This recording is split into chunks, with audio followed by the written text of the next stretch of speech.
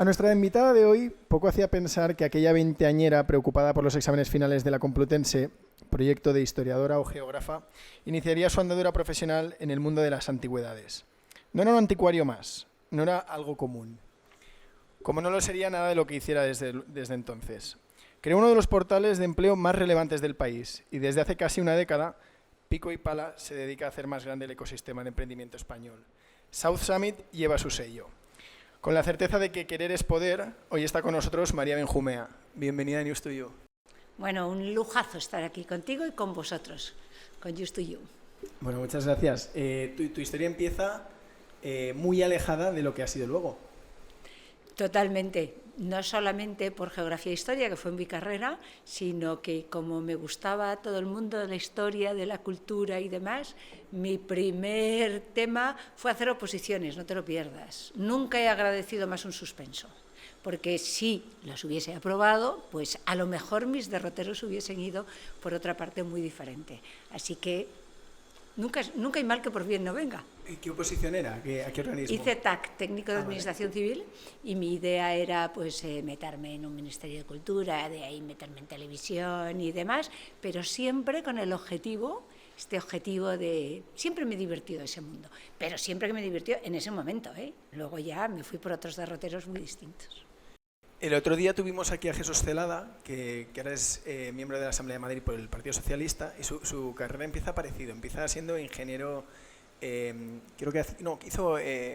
fue geógrafo, hizo geografía y geodesia, estuvo en el Instituto Geógrafo, y luego, fíjate, ha acabado siendo atleta semiprofesional y diputado.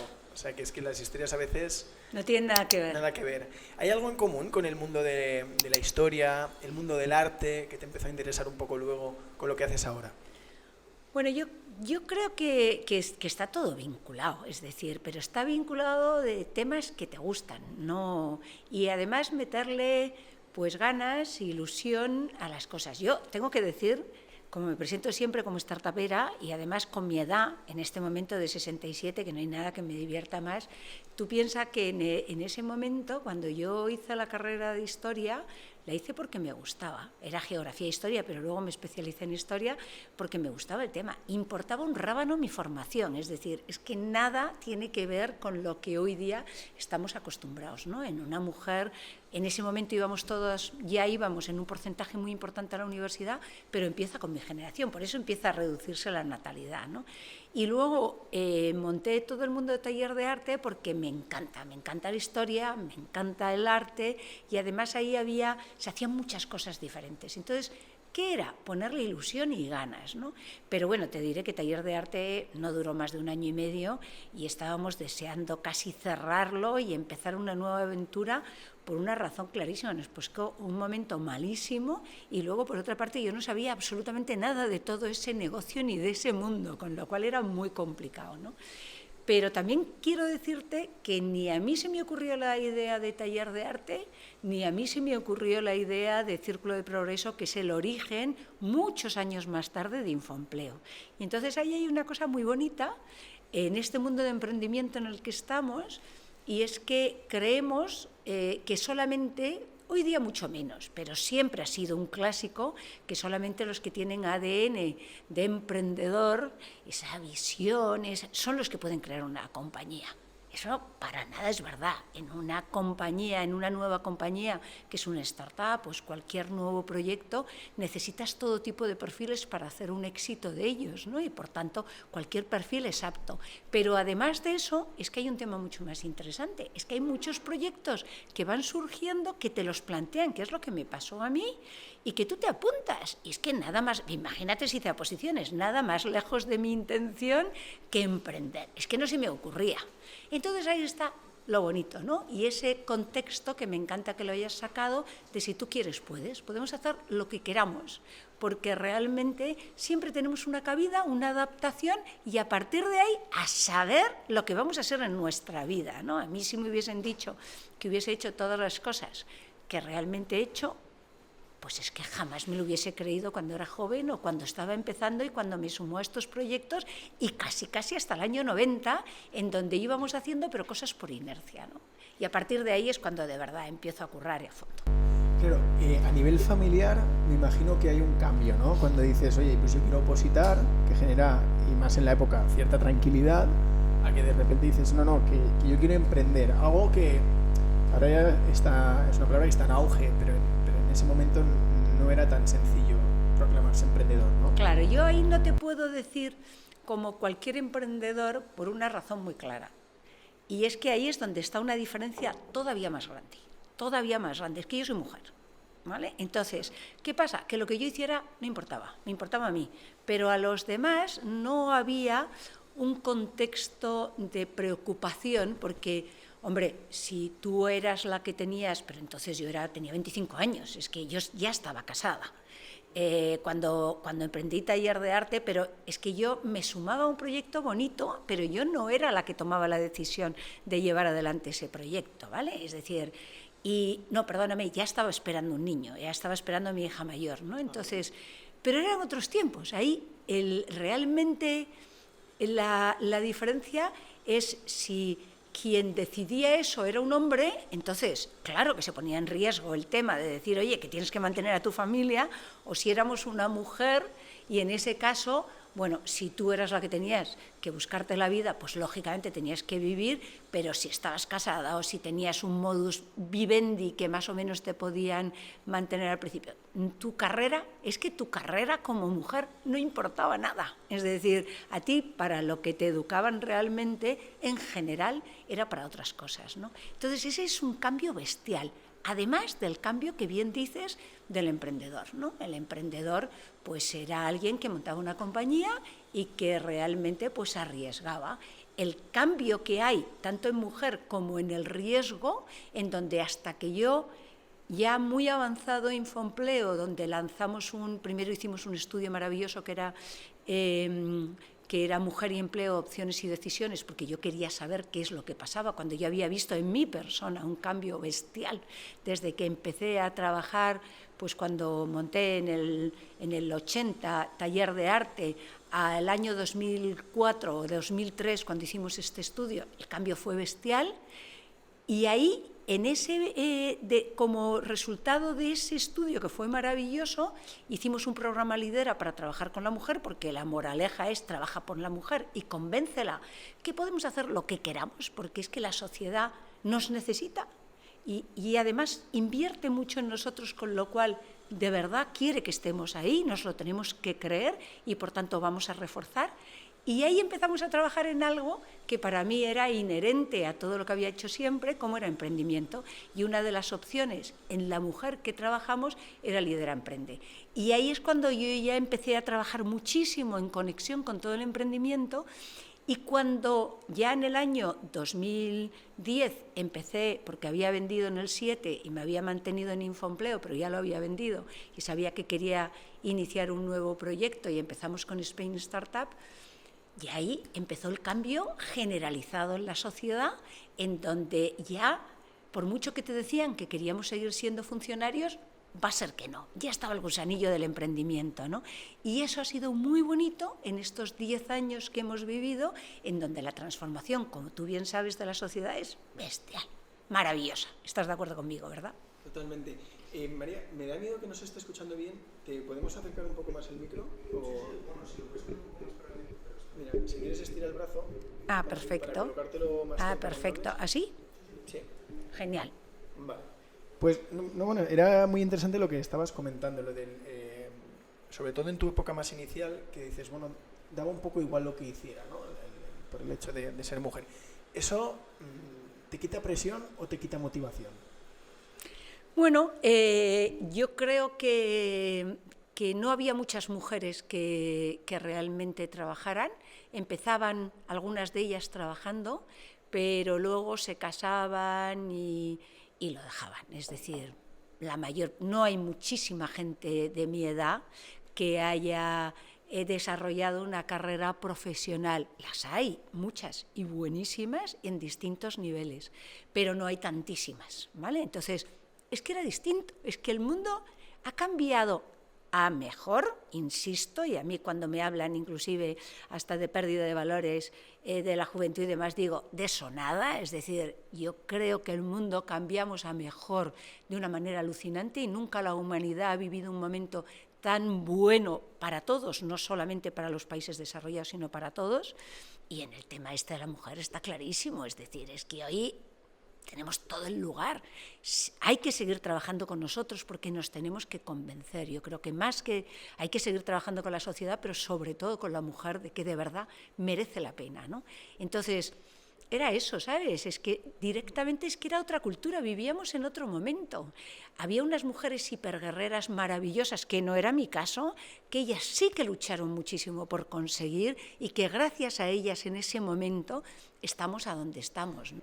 ¿Esto qué año podía ser? ¿78? 70? Pues mira, yo me casé en el 77, terminé mi carrera, hice las oposiciones en el 78 y monté taller de arte finales del 79, el 80, ¿vale? Bueno, claro, qué época, ¿no? Imagínate. Lo que has contado era la entrada en democracia. Es que era la entrada en democracia, es cuando la mujer empieza a ir masivamente a la universidad, cuando empieza a reducirse la natalidad, es que es el momento de transformación total. Yo tengo mucha suerte porque he vivido todos los, vamos, todos no, pero entiéndeme, desde luego, todo lo que es la entrada en democracia, todo el cambio que se supuso, etcétera. O sea, que tú ya habías votado en ese momento. Yo ya había votado. Claro, que fuisteis la primera generación que votaba. Claro, yo soy del 54. Yo voté, era de las primeras generaciones, de las más jóvenes, pero yo voté, claro. Qué bueno. Poco después de eso empezáis con lo que comentabas de taller de arte. Sí. Pero era un taller bastante particular. Era un Muy taller, particular. era anticuario, era Sí. galería de arte. Sí. ¿Qué nos puedes contar? ¿Cuál era la propuesta? Luego dijiste que has comentado a veces que no triunfó, que no tenía un foco claro y demás, pero ¿cuál era la visión de ese proyecto? Era muy bonita, porque eso me avisaron, me invitaron a participar unas amigas mías que estaban metidas en el mundo del arte, una serie, y no solamente eran chicas, había una chica y un par de personas adicionales que estaban metidos ahí, y me invitaron. Y era muy bonito porque era cómo haces, fíjate, un 360 vinculado con ese mundo, ¿no? Un 360 muy peculiar, ¿no? Porque el sitio que cogimos era un antiguo anticuario, galería de arte. Entonces, la idea de que compatibilizara la antigüedad con la galería de arte ya mucho más moderna nos llevó a pensar que nosotros podíamos ampliar esa oferta en un contexto. El arte es precioso, hay mucha gente que quiere asistir a seminarios, a cursos, etcétera, etcétera. Entonces dijimos, oye, pues vamos a ampliar lo que es anticuario con galería de arte, con la parte de cursillos y seminarios vinculados con distintos temas y con algo que es absolutamente increíble como es la restauración, tanto de pintura como de muebles. Aquello fue apasionante. La verdad es que lo pasamos genial, pero como te digo, fueron unos años malísimos, allí nos pegó una crisis alucinante y bueno, pues ahí es cuando te empiezas a dar cuenta de que tú eres atrevido, es decir, te vas conociendo en la mayor parte de los casos cuando vas actuando, ¿no? Entonces, pues ahí te vas dando cuenta de que, bueno, pues que te vas a las ferias, pero no tienes ni idea de antigüedades, estás vendiendo, conoces a mucha gente, aprendes un montón, pero como te digo, aquello fue una aventura muy bonita, pero ni era el momento adecuado por la crisis, porque estábamos empezando, pero tampoco por nuestra experiencia. Es decir, nosotros no sabíamos realmente de eso y era un mundo en el que, lógicamente, como en todos, o vas aprendiendo muy rápidamente o al final no es donde debes de estar, ¿no? Y la crisis te hace que el negocio no fuera bueno, pero yo te digo que me alegré. Lo mismo que me alegré del suspenso tiempo más tarde, me alegré de haber cerrado en ese momento taller de arte porque seguro me hubiese encantado desarrollar por ahí, pero a lo mejor no era mi mundo tampoco. Claro, de taller de arte te vas a Infoempleo, el que ha sido probablemente el proyecto de tu vida hasta ahora, aunque hay una rivalidad ahora con Startup Spain que ya te ha ocupado casi más de una década, ¿no? Antes decías, esto de hay que nacer, cada vez vemos que está más lejos de la realidad. Parece que se puede rutinizar, que hay un método, ¿no? de aprender a montar cosas, hacerlas crecer, y que teniendo un foco claro y siguiendo un proceso validado, que hemos visto en otros emprendedores de éxito, hay muchas más posibilidades de las que se cree una persona de hacer triunfar un proyecto, ¿no? ¿Cómo fue Infoempleo? Mira, Infoempleo tiene su origen en Círculo de Progreso Universitario, que es el proyecto al que también me invitaron. A partir de ahí ya no me invitaron a entrar en más, me han invitado a entrar en muchos, pero que no he estado yo.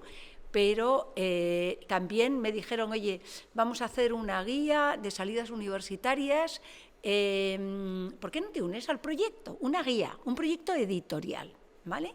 Y la guía era muy bonita porque efectivamente era cómo recopilas información para cuando una persona termina una carrera universitaria. Así es como empieza Infoempleo. Empieza en el año 82, ¿vale? Y aquí empieza la historia bonita, porque yo me apunté. Ahí había, yo soy una persona de acción, no soy una persona de archivo ni de recopilación, ¿no?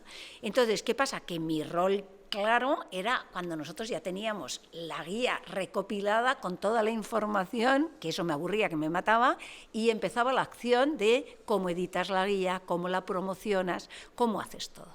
Y ahí es donde de verdad yo empiezo a trabajar y empiezo a darme cuenta de cosas que sí soy capaz de poner adelante, ¿no? Y entonces la guía está hasta que mis niños empiezan, porque claro, yo iba también compatibilizando una cosa con la otra, hasta que mis niños ya tienen una determinada edad, que fíjate, tenían 16, tampoco es que tuvieran demasiado, y entonces ahí a partir del 90 es cuando yo me vuelco, y ahí es cuando ya empezamos a transformar todo el concepto de Círculo de Progreso Universitario, de la guía, a empezar a utilizar todos los medios, que en ese momento la tecnología era súper básica, es decir, nosotros lo que empezamos es a generar un programa de información al universitario con todo eso, pero que lo mandábamos en disquetes para ponerlos en ordenadores de visibilidad en las universidades, y eso va evolucionando hasta que nos damos cuenta de que no solamente es una información sobre formación o alternativas, sino que también es en el mundo del empleo. Y ahí empieza Infoempleo, empieza en el año 94, y ahí en el año 94 además llegamos a un acuerdo que entonces era Prensa Española muy bonito, de hacer un suplemento que repartíamos con el diario ABC, fantástico, que era un proyecto además nuestro, y realmente nosotros nos metimos por casualidad, porque yo lo único que quería es estar en donde más pudiéramos hacer llegar lo que nosotros canalizábamos a través de Infoempleo, que era vaciar todas las ofertas de empleo que fíjate, igual que vosotros, News for You, que se generaban en cualquier medio de comunicación, las facilitábamos a las personas que querían esas ofertas. Y entonces tú me decías, pues yo quiero de periodismo, o quiero de ingeniero industrial, o quiero de dirección en no sé qué. Y nosotros mandábamos toda esa información. Y ahí empezamos a darlo a través de Internet, porque cuando estábamos en el medio anterior, que era Videotest, de pronto me empiezan a hablar en el 96. Pues ha surgido un tema que es Internet. Y podemos hacerlo a través de Internet. Y dije yo, oye, esto es lo nuestro. Ni puñetera idea de lo que es Internet, ni puñetera idea de la tecnología. Y de ese 97 al año 99, que es cuando lanzamos nuestro portal realmente de Infoempleo, el portal como tú lo puedes conocer, pues nosotros lo que trabajábamos era con Internet y cobrábamos además a través de la venta de nuestra información en Internet. Cuando ya es el boom, que también he tenido la gran suerte de conocer el boom y de vivir, no de conocer, de vivir en primera persona, porque nosotros ahí éramos protagonistas al tener el portal de Internet y parecía que eras el no va más porque tú tenías un portal que era Infoempleo, aquello fue alucinante. He de decirte también que nos duró el caramelo, nos duró el proyecto y el que eres el no va más, lo que un caramelo a la puerta de un colegio, porque ya sabes que al boom de Internet no va más allá de junio, julio del año 2000, que empieza el pinchazo. Y entonces ahí empieza un proyecto alucinante. Pero de mis inicios, en donde eran otros a los que se les ocurría el proyecto, y yo me apuntaba a que a partir del año 90 ya soy yo la que empieza a desarrollar proyectos dentro de una misma marca que vas evolucionando de Círculo de Progreso Universitario, va a Círculo de Progreso, va a Infoempleo y ya vendes Infoempleo, ¿no? Claro, me surgen muchas preguntas, es interesante. Empieza en Círculo de Progreso, hablabas. ¿Círculo de Progreso era una entidad, era una empresa? Era una empresa, organización? parecía que podía ser, pues yo qué sé, bueno, y cuando hablabas de Círculo de Progreso Universitario no sabes los chistes que se hacían sobre aquello, ¿no? Pero no, siempre ha sido una empresa, siempre ha sido una SL que fue evolucionando hasta Infoempleo. ¿Y Círculo de Y esa es mi Progreso? vida realmente, porque ahí empiezo con, en el 82, con lo cual yo tendría pues 26, 27 años, 28 años, y ya salgo de ahí en el año, salgo totalmente en el año 2010, con 2011. Entonces, Círculo de Progreso es una empresa que fundas tú, la montas tú, y va evolucionando, cambia el nombre, Infoempleo. Inicialmente hablabas de los disquetes, ¿no?, que dabas a las universidades. ¿El negocio inicial era Vender información. de qué tipo? Pues todas las oportunidades que una persona cuando termina su carrera tiene. O sea, ya iba enfocado al empleo. Y iba enfocado al desarrollo de carreras profesionales, por decirlo de alguna manera, ¿no? Porque al principio el empleo únicamente estaba vinculado con las oposiciones, porque ahí unimos todas las distintas alternativas, las becas, las oposiciones, los cursos máster internacionales, es decir, eran todo lo que tú podías hacer una vez que terminabas. Y luego, ya avanzado en el tiempo, a partir del 92, empezamos a incluir todo el tema del empleo. O sea, al principio pagaban las empresas que querían aparecer en esa plataforma, en los ordenadores que estaban a la vista de las Exacto. universidades y demás. Exacto. Y luego el negocio evoluciona cuando entran en Internet y la gente, pues lo que podríamos ver ahora otros portales de empleo. B2C. Y el negocio estaba en, ¿cobrabais al que encontraba empleo o cobrabais al que publicaba la oferta laboral? No, cobrábamos por una parte a las organizaciones que canalizaban toda esta información, cobrábamos a las entidades por las distintas guías que hacíamos, porque además de la guía de salidas universitarias, luego hicimos los DICES, hicimos otra serie de publicaciones en donde las organizaciones pagaban por estar ahí, y a partir de un determinado momento era un B2C, complementario, nunca dejamos de cobrar a organizaciones y entidades.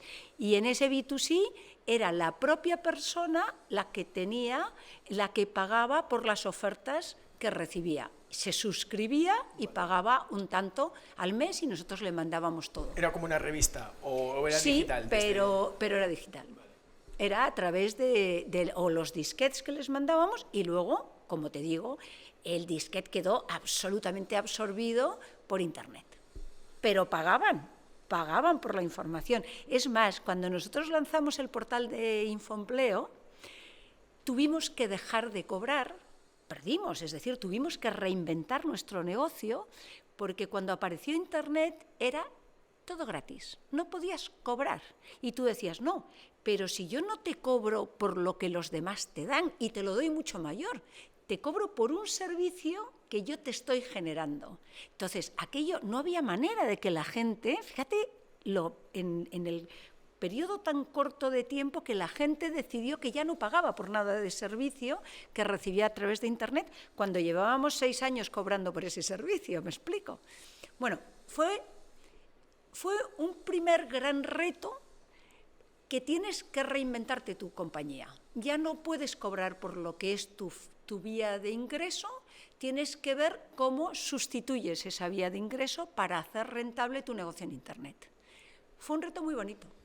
Claro, me imagino que en esa época, en los 2000, los clasificados, el negocio de clasificados era un negocio bastante boyante. Había mucha gente emprendiendo en ese campo y había bastante inversión en esa materia, ¿no? Sí, pero ahí teníamos una competencia que era Infojobs, que fueron buenísimos, que lo hicieron genial, es decir, no tengo más que palabras de admiración para ellos. Los dos estábamos en la cúpula, estábamos arriba, nos dieron premios conjuntamente, pero ellos iniciaron con una estrategia muy buena para ellos, pero que a todos nos pegó fuerte, que fue la gratuidad. Entonces eso es un clásico hoy día para crecer los negocios, ¿no? Entonces ellos, para generar masa y crecer, establecieron la gratuidad. Entonces, ¿qué pasa? Que ellos tenían músculo económico y además tenían mucho conocimiento de tecnología, porque era gente muy joven, ¿no? A nosotros nos hizo muchísimo daño, porque porque nosotros no teníamos músculo económico, es decir, nosotros siempre fuimos una empresa que crecimos orgánicamente, es decir, con nuestros, ahí sí que pedimos créditos, etcétera, pero no teníamos músculo económico, y por otra parte, yo no tenía ni idea de tecnología, y yo me imaginaba este Nacho, estupendo el tío, lleno de pantallas, que se las sabía todas. Pero bueno, ahí entramos en un momento que fue muy duro, muy difícil, porque tuvimos que reestructurar toda la compañía, pero sin embargo fue muy bonito también, muy bonito, porque de todo lo que habíamos invertido y de cómo habíamos crecido en número de personas, que teníamos como 140 trabajando en Infoempleo y demás, dando servicios también de outsourcing, además del en ese momento de crisis bestial, para mí es la mayor crisis que he vivido, con diferencia, pero con mucha diferencia, que es la crisis de las .com, pero teníamos claro que teníamos un modelo de negocio que era muy bonito, porque además nosotros generamos un SaaS que tenía mucho éxito entre las compañías del IBEX, ¿no? Que era un SaaS que se canalizaba o se conectaba con Infoempleo, pero que además les permitía a las compañías centralizar y además que tuvieran unas herramientas muy válidas para gestionar todos sus procesos de selección, ¿vale? Desde que una persona quería conectar con una gran compañía, por ejemplo, BBVA fue la primera compañía que nosotros le convencimos para que no volviera a recibir más currículo en papel y lo recibiera todo a través de nuestra plataforma, que era iPreselect, y nosotros le gestionábamos todo, es decir, le hacíamos la plataforma, recibían todos los currículum, se hacían todos los procesos de selección a través de ahí, hasta su eventual contratación, que los conectábamos con su RP. Y todo esto canalizado o conectado con Infoempleo. Fue muy bonito, entonces sabíamos que teníamos proyecto, nos fuimos a los cuarteles de invierno para organizarnos y para consolidar la tecnología, y de ahí ya salimos con números negros en el año 2004, lo pasamos fatal, pero a su vez con ilusión y con convicción y con un equipo claramente muy unido. En el año 2004 salimos, y a finales, ya en el 2005, que pues ya empezaron a entrarnos ofertas, y al final en el 2006 pues nos compró un 51% Vocento. La verdad es que creímos que era un buen grupo, porque complementaba, ¿sabes?, el contexto. Conocían los clasificados. Conocían muy bien los clasificados, y dices, pues qué bien. Oye, además nos decían muchas cosas en relación de cómo podíamos crecer y demás, y nos fuimos hacia la operación. Y aquí empieza una historia en donde de nuevo el tiempo ha cambiado completamente las cosas. En ese momento, que te estoy hablando del año 2006 y la negociación fue en el 2005, ya tenían en cuenta la importancia de que tú conocieras el sector, ¿me explico? De que tú supieras cómo hacer crecer una compañía, ¿vale? Tenían en cuenta la flexibilidad y todo lo demás, y la capacidad de riesgo y de movimiento, y te lo valoraban, pero cuando ya entrabas en el grupo ya lo que te habían dicho ya no contaba. Pero no porque las personas no actuaran bien, sino porque era la cultura. Como yo siempre digo, yo no tengo nada que decir de las personas, es la manera que se hacían las cosas y la cultura. ¿Qué pasaba? Que al final eso era negativo para todos. Hoy día ya no pasa eso. Entonces ahí vivimos un tiempo en donde tuvimos un earn-out, muy orgullosa, conseguimos el earn-out, pero todo fue muy complicado, ¿sabes? Hoy día ya no te pasa eso con las compañías, es otro momento. Por eso te digo que es que el momento que vivimos actual va mejorando, las cosas van mejorando. Bueno, antes de ir a esta parte de la venta, que me parece muy interesante, y los earnouts que comentabas, me surgen algunas dudas. Hablabas de 140 empleados más o menos. Cuando tuvisteis que reestructurar la compañía, ¿en cuánto quedó? Por debajo de 100, como aproximadamente en unas 80 personas. Pero mira, cuando te digo que fue un momento hiper complicado, hiper duro, yo recuerdo que fui yo la que hablé personalmente, además porque quise hablar personalmente con la gente, porque consideré que era un momento muy delicado para todo el mundo. pero siempre les dijimos, además, sobre todo aquellos que salían siendo buenos, pero que tenían que salir, que si en algún momento que esperábamos volver, que contaríamos con ellos. Y la verdad es que yo creo que yo, por eso te digo, lo recuerdo con una complejidad y con una dureza bestial, pero a su vez lo que más me gustó es cómo estaba el equipo ahí, cómo respondió la gente inclusive que tenía que salir, porque comprendió cómo habíamos crecido porque es que éramos como un poco los reyes del mambo en ese momento y cómo de pronto zaca, ¿no? Entonces nos quedamos pues aproximadamente unos 80 personas que fuimos además reduciendo porque tuvimos 2 años de penurias que no te puedes ni imaginar. Pero bueno, pues al final salimos refortalecidos.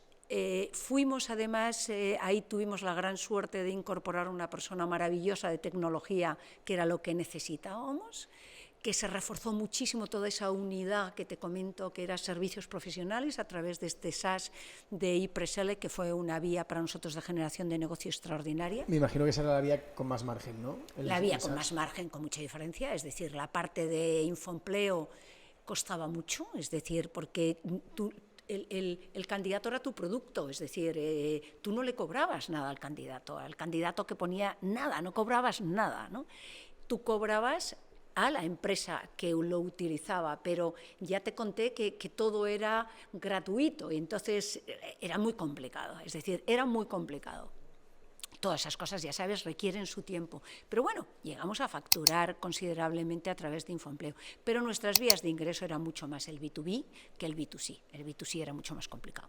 ¿Cuánto facturaba más o menos antes y después de la etapa buena y la etapa mala? Pues ahí fue muy bonito porque nosotros, yo creo que cuando nos compraron, yo creo que debíamos de estar en una facturación de 4,5 millones aproximadamente, con un EBITDA que estaba en torno a 1 millón, más o menos. Bueno, pues muy bien. Muy bien, muy bien. No, íbamos muy bien. Íbamos muy bien, pero lo más bonito es lo que te voy a contar. Yo creo que el 4,5 millones podía estar rondando los 5, ¿vale?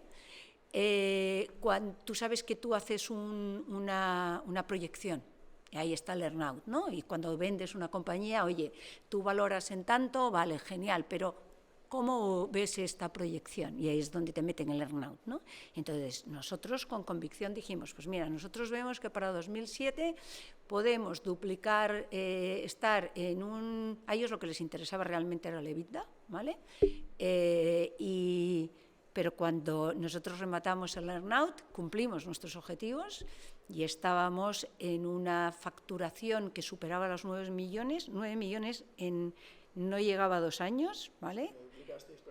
Prácticamente duplicamos y más que duplicamos, es decir, ese 1 millón de EBITDA lo duplicamos 2,5 veces. Teníamos 2,5 millones de EBITDA. Es decir, que hicimos un recorrido alucinante. Y esto es porque, o sea, el EBITDA subió en proporción, subió más que la facturación porque empezó a crecer la parte del SaaS.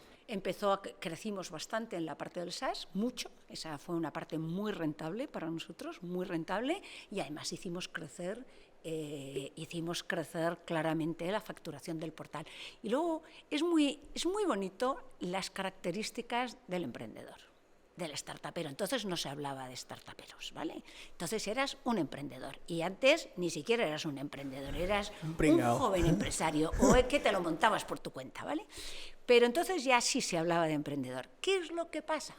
Que es que en cuanto cogías al vuelo por donde tú tuvieras oportunidad, ¿vale? Nuestro primer año, que fue muy complicado, nuestro primer año en donde nos integramos en el grupo fue muy complicado, pero insisto, por las culturas de entonces, ¿sabes? Que te dicen, sí, tienes autonomía, pero fue muy complicado, con lo cual ahí teníamos un miedo tremendo porque ese año fue muy malo. Es decir, nosotros no crecimos al nivel.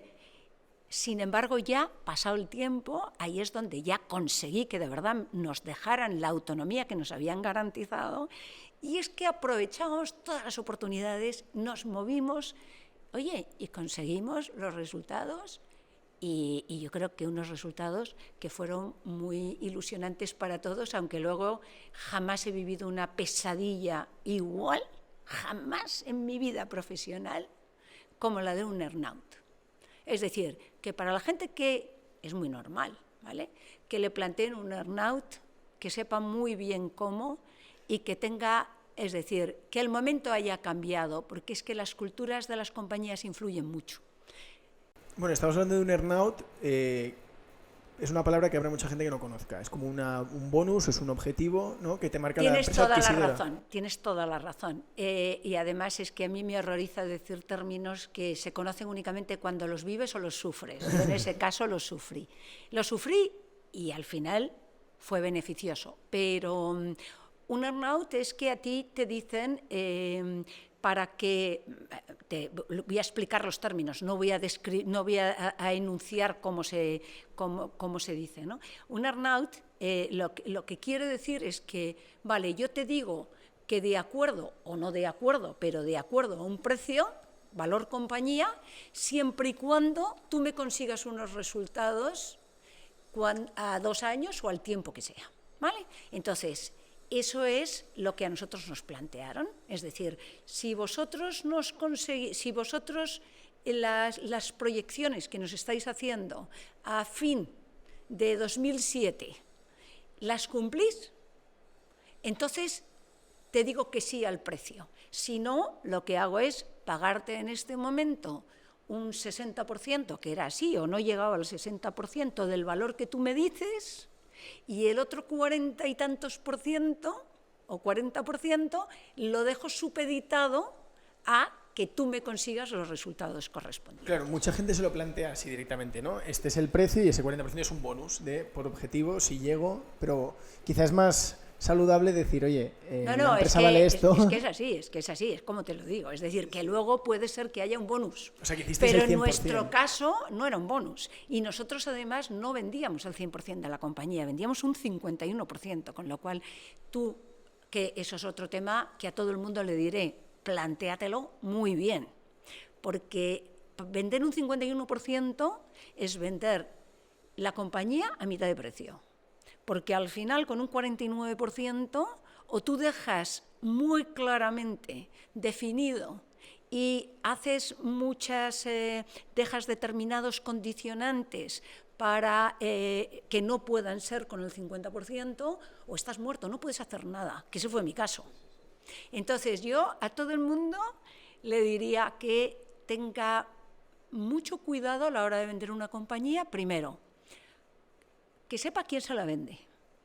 Segundo, insisto en que creo que los momentos actuales son muy distintos, porque la cultura es muy diferente, porque hoy día a una startup se la concibe como innovación y, por tanto, una compañía que te compra lo que quiere es que se desarrolle ese proyecto porque le va a beneficiar en la transformación de su compañía, en la generación de nuevos productos, nuevos servicios que respondan al ritmo trepidante que le demanda el mercado, con lo cual, en teoría, y creo que en la práctica, por interés, que te quiero, Andrés, que es lo que yo siempre he dicho, el interés es lo que tiene que prevalecer, las cosas son distintas. En ese momento es que lo que se creía es que tú eres muy bueno en creatividad, en llevar ritmo a las cosas, en no sé qué, no sé cuánto, pero yo sé de negocio y, por tanto, al final, lo que es el tema de costes, todo, consideran que ellos lo funcionan mucho, consideraban. Por eso te digo que es que a la compañía nueva, a esta startup, hay que dejarla actual. Y eso es lo que hoy día deja la compañía, porque sabe que le interesa. Ahora es un concepto del win-win. Antes era David contra Goliat, es decir, o hacías un contrato realmente sólido, que es dificilísimo porque siempre te dejas cosas en el tintero, o no hay nada que hacer. Dices, es importante conocer a la compañía que te adquiere, ¿no? ¿Conocías bien a Vocento o lo conociste luego? Yo no tengo más que palabras buenas hacia Vocento, creo que es un grupo extraordinario y, como te he dicho antes, ¿no?, creo que eran los momentos y la cultura. Eso mismo podía haber pasado y, de hecho, pasaba con todas las grandes compañías que compraban pequeñas compañías o startups. ¿Me explico? Entonces, no preferiría porque creo que de verdad es un gran grupo y que no hay que personalizarlo. Yo sí creo que hay que conocer y creo que el emprendedor tenemos es decir, nos mueve la pasión. Tú lo has dicho antes, y es verdad, al emprendedor nos mueve la pasión y las ganas de construir y las ganas de... y tú te haces tu película. Y si te dicen cosas que te gusta oír, te las crees. Eso es una realidad. Y por eso es por lo que creo, primero, insisto, la cultura ha cambiado y esto es un tema era cultura muy general, no era de una empresa o de un grupo, era muy general, era de todo el mundo, ¿vale? Entonces, ¿qué pasa? Que eso ya ha cambiado mucho, pero así todo, es muy importante que conozcas con quién te vas a casar, porque o bien a ti te dejan una vía de salida con un precio estipulado de cuánto vale el resto de tu accionariado para que te puedas salir, o si no, es que estás vinculado de por vida ahí. Entonces, mi opinión es que cuando hagas insisto, hoy día todo esto está muchísimo más estudiado que estaba en el año 2007 en favor de las compañías que son compradas, ¿no? Entonces, pero sí es importante con quién y cuál es tu vía de salida sin que estés supeditado a lo que haga el grande y que te altere en ese otro 50% que tú puedas tener en el supuesto que hayas vendido un 51%. Da la sensación que si volvieras atrás pondrías alguna cláusula más en el papel. Sí, o a lo mejor hubiese seguido navegando por mi cuenta. Sin vender el 51. Nunca se sabe, porque a lo mejor fue también un buen momento. Empezó la crisis enseguida. Es que nunca sabes qué puede ser. Lo que sí te garantizo, pero eso te lo garantizo de una manera alucinante, es lo que aprendí. Aprendí un mogollón de cosas. Y por eso, alguna vez que algún amigo mío o amiga ha estado en una situación parecida, le he dicho, cuando quieras, como yo lo he pasado muy mal con esto, pero insisto, aunque en la compañía me decían, qué pena que hayamos vendido y no seguir nuestro esto, nunca sabes, a lo mejor hicimos genial porque el momento era muy malo, pero lo que sí a cualquiera es, oye, yo te cuento para por lo menos ponerte en guardia de determinadas cosas que pueden pasar siempre. La conclusión así que aprendes. Es que es importante dejar una puerta abierta, ¿no? Una puerta de salida. Eso para todos eso, desde luego. Oye, me imagino que luego también, al terminar ese periodo que habíais cumplido el earnout, chulearías un poco de vida, ¿no? Ya en un grupo editorial que los márgenes son tan exiguos, me imagino que vuestras cifras impresionaban. Sí, sí. Pero yo salí ahí ya de consejera delegada, salí de consejera delegada, ya me invitaron a salir de consejera delegada, porque ya se empezó a gestionar de otra manera la compañía.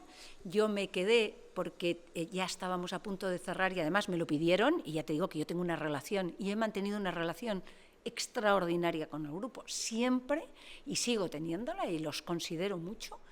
Y además ahí surgió, cuando, ¿te acuerdas lo que te comentaba? En el año 2003-2004 iniciamos este estudio que fue maravilloso, de Mujer y Empleo, Opciones y Decisiones, nos dio una información extraordinaria y ahí llegamos desde Infoempleo a un acuerdo que ganamos un concurso con la Comunidad de Madrid, que nosotros definimos ese proyecto, que fue el proyecto Lidera, que era, si tú quieres puedes decirle a la mujer, ya está bien de que lloremos, nosotros podemos hacer lo que sea, vamos a convencernos y nosotros desde Lidera apoyarte para optimizar todas tus habilidades y competencias, pero puedes hacer lo que quieras. Y entonces estaba a punto de salir este concurso, y además, oye, era normal que tuviera un tiempo de transición, lógicamente Vocento, y que yo estuviera como presidente. Y además fui quien gestioné todo ese proyecto de Lidera y todo lo que hicimos ahí y otras cosas, así que me mantuve, como te he contado, hasta el año 2011.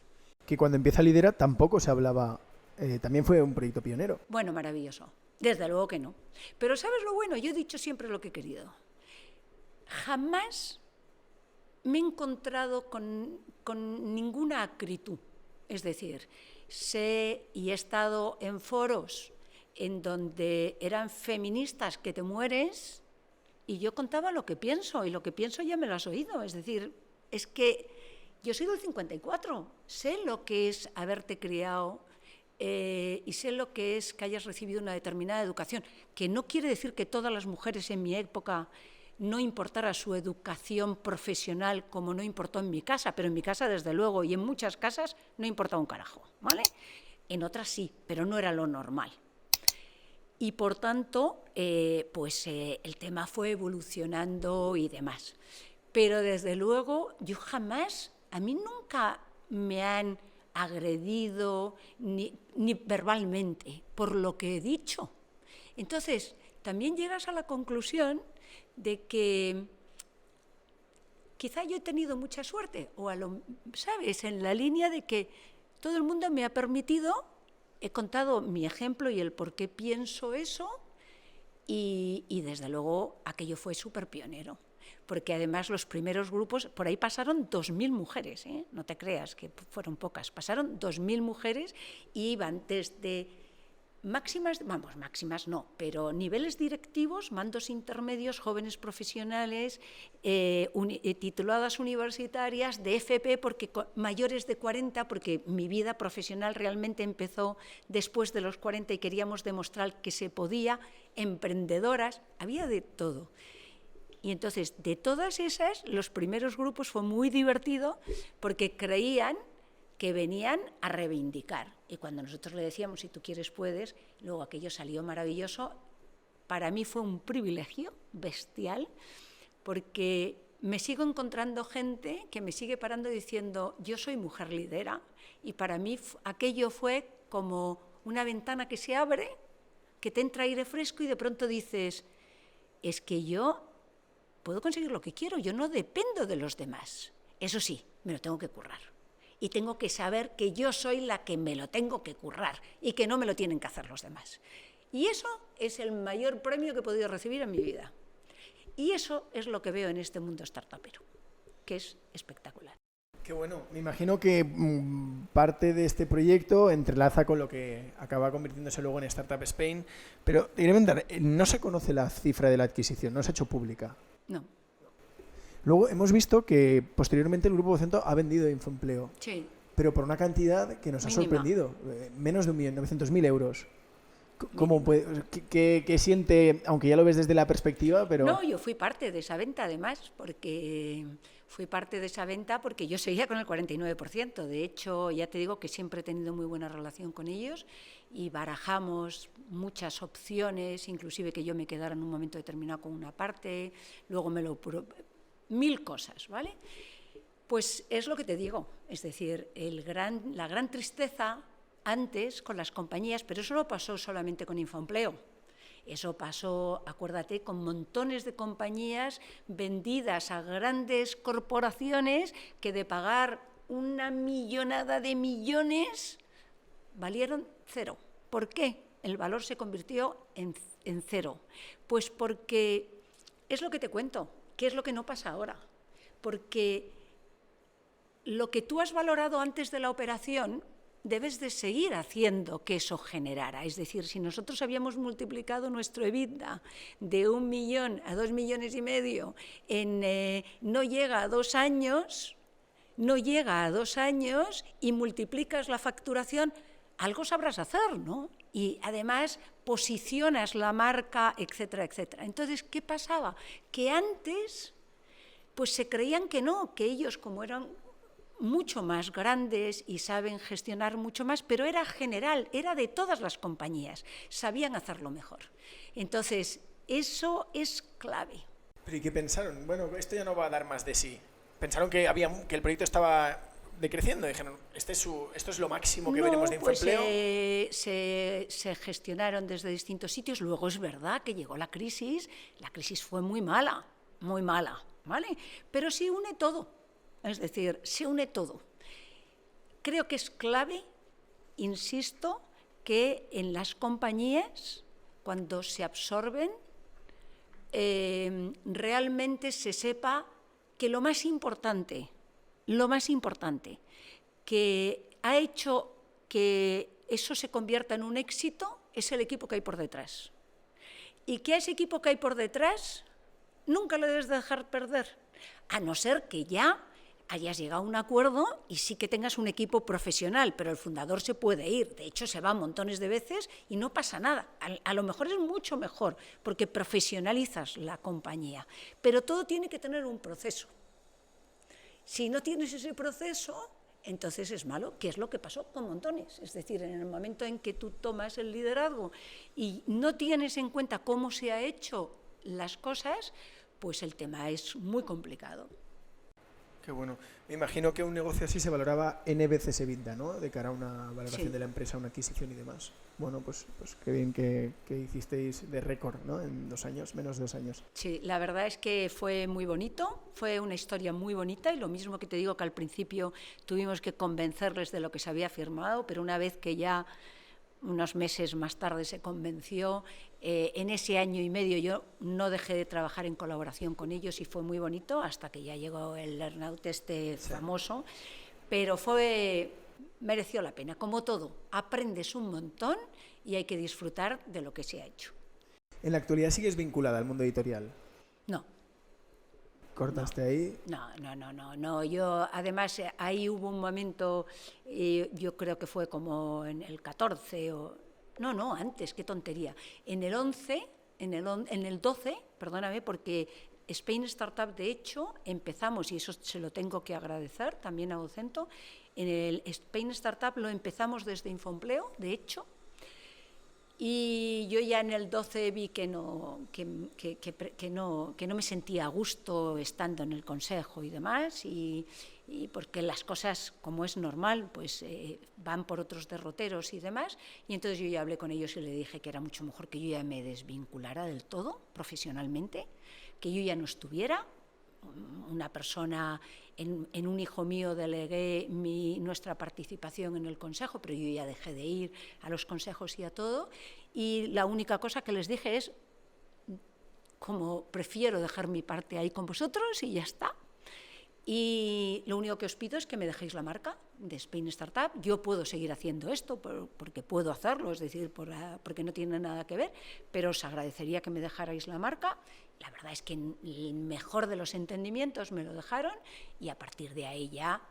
Fíjate qué curioso, ¿eh? Algo que había sido en mi vida desde el año 82, en el 92 empieza Infoempleo, aunque la empresa continuara antes y además mantuvimos toda la actividad de la empresa, y vendo en el 2006 y te estoy hablando que en los últimos años fueron duros, pero yo dejo de estar ahí en el 12 ya definitivamente y de ser consejero delegado a finales del 8, que es cuando termina el earnout, ¿no?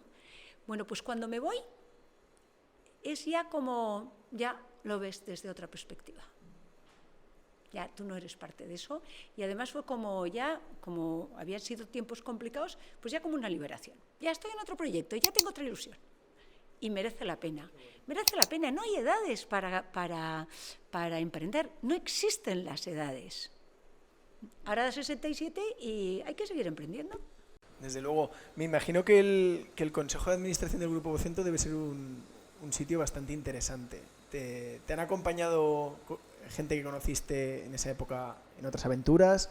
Ahora en tus proyectos en South Summit, en Startup. He tenido, siempre tengo muy buena... ¿Has tenido gente con la que te has encontrado en entornos más empresariales? Sí, me encuentro constantemente con gente de Vocento y fenomenal. Es decir, siempre, de verdad, hasta en los momentos más complicados, siempre hemos mantenido una relación estupenda, porque yo soy consciente de que no era un tema de las personas que había, era un tema de la cultura de las organizaciones. Y, por tanto, una cosa es lo que tú estabas viviendo y otra cosa es las personas. E insisto, mi convicción y además de que es una organización, igual que pasaba en Telefónica, es que estos ejemplos te los digo de todas las empresas que quieras. Luego. Es decir, esto no tiene nombre, esto es así. Y sí. Luego nos vamos a la parte de South Summit. que es el proyecto en el que estás más embarcada en la actualidad. ¿No te ha pasado que hay gente que te dice, pero South Summit es español? ¿Te ha pasado eso, que la gente no lo asocia a que sea un proyecto español, un proyecto tan global y tan internacional, que muchas veces la gente se piensa que viene de fuera, ¿no? Nos cuesta creérnoslo. Pues mira, es maravilloso. La verdad es que la aventura de South Summit es maravillosa porque se empieza como Spain Startup. Empieza en un momento de crisis total, que no sé si conoces cuando empieza Spain Startup, empieza en el año 2012, en un año de crisis, de depresión generalizada total. Y yo creo que por eso, fíjate, nunca me han preguntado en España de que si South Summit era un proyecto español. Yo creo que porque la identificaban conmigo y lo identificaban porque siempre intento asociar la marca de Spain Startup a South Summit. Y por tanto, no me lo han preguntado, pero me hace gracia lo que dices, porque realmente es así y es una historia muy apasionante, la verdad. Y me comentábamos antes de empezar, estáis en Brasil, vais a Brasil, son proyectos que ya ahora incorpora bienestar, tecnología. Así rápidamente, ¿qué es South Summit? ¿Qué engloba los eventos que organiza South Summit? Para quien no lo conozca. Mira, South Summit, nosotros nos presentamos siempre como una plataforma, no como un evento.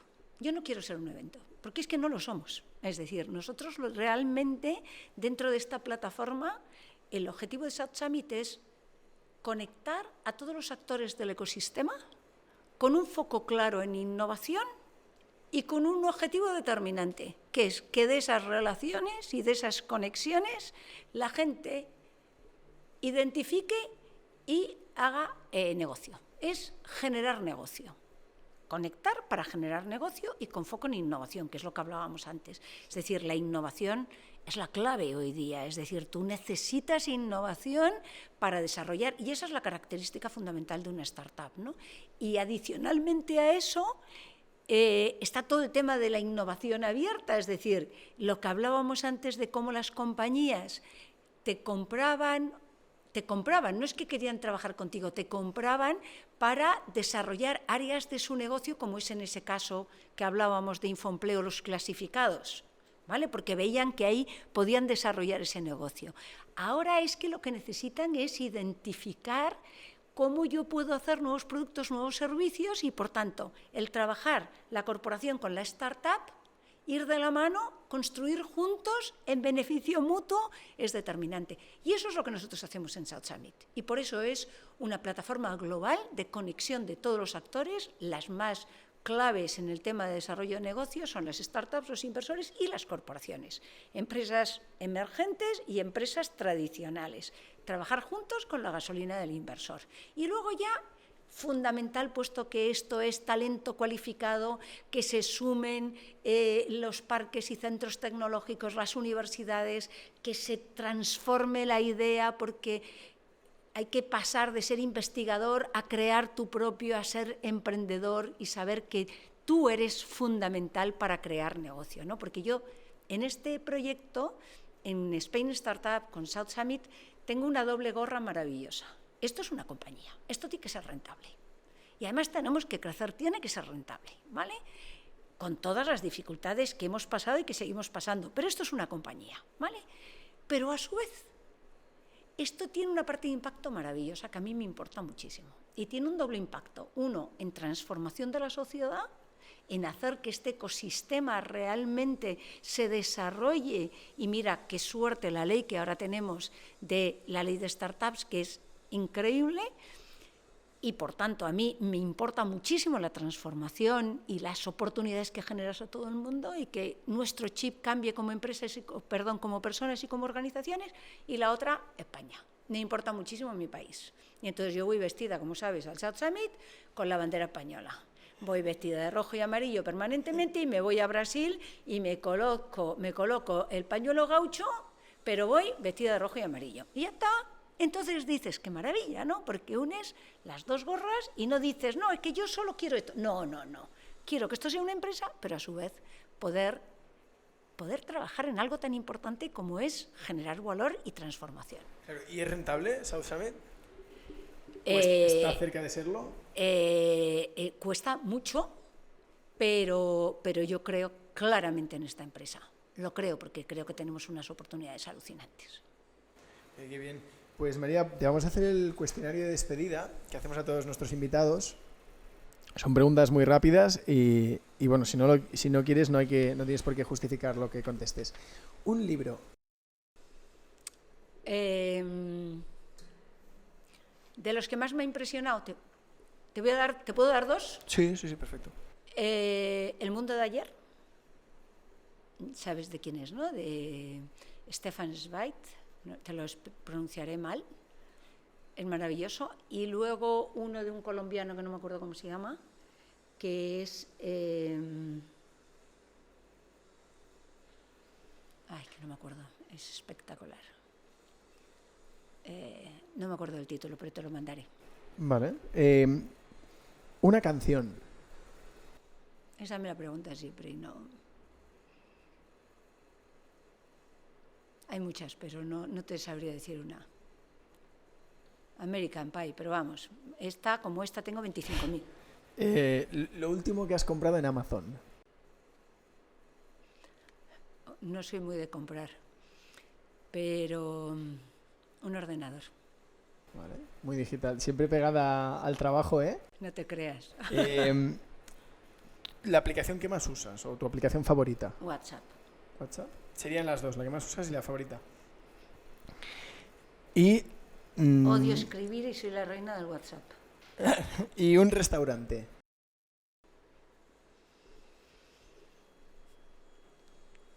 Tampoco te sabría decir, tengo muchos. ¿Quieres que te diga alguno? El que te venga a la cabeza. Pues espérate, la Madroña, por ejemplo. La Madroña. Pues María, te hacemos un regalo. Todos Muchísimas los gracias. invitados que venís al podcast, nos gusta haceros un pequeño detalle. Pero vamos, feliz de estar aquí con vosotros. Nada, y de hecho, lo que nos quedamos de cada invitado es... Me encanta. Sí. Me encanta y la tendré en mi despacho. ¿Eres de café o...? Me encanta todo. Sí. Genial, pues mira, te vamos a hacer una foto y que estas fotos las sacamos en físico, en analógico, y las ponemos en nuestro coche y así hacemos como una guía visual de la gente que ha pasado por aquí. Genial. ¿Vale?